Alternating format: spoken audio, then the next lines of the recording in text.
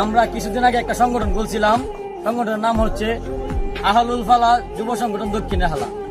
আমাদের মূল উদ্দেশ্য ছিল আমাদের সমাজ থেকে মাদক বিরোধী, আমাদের এলাকা থেকে মাদক দূর করতে।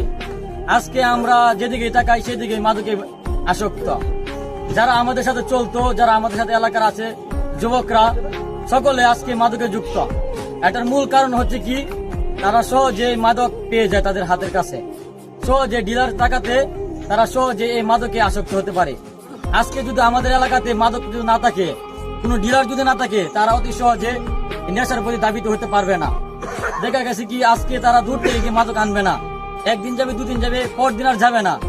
আমাদের এলাকার আমাদেরই ভাই, আমাদের মামা, আমাদের বাইকনা চাচা যারা আছে অনেকে জড়িত আছে, এখনো জড়িত আছে। এরকম আমি একজনের গেছিলাম, আমাদের এলাকার রেহালার একজন ফটোতে আমি আসলাম পিছিয়ে দেখছি না, আমার সামনে অথচ বইটা দিছি, অথচ তারা না করে দেওয়া হয়েছে 5 বার কইরা।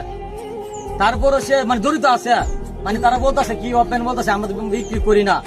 গ্রুপনে গেলে ঠিকই দেখা গেছে কি তারা মাদকের সাথে এখনো জড়িত। আমরা তো চাই সকলে শান্তি, আমরা কি শান্তি চাই না? আর কত আমরা আর কত সহ্য করবাম? আজকে প্রত্যেকটা এলাকার দিকে তাকিয়ে দেখেন,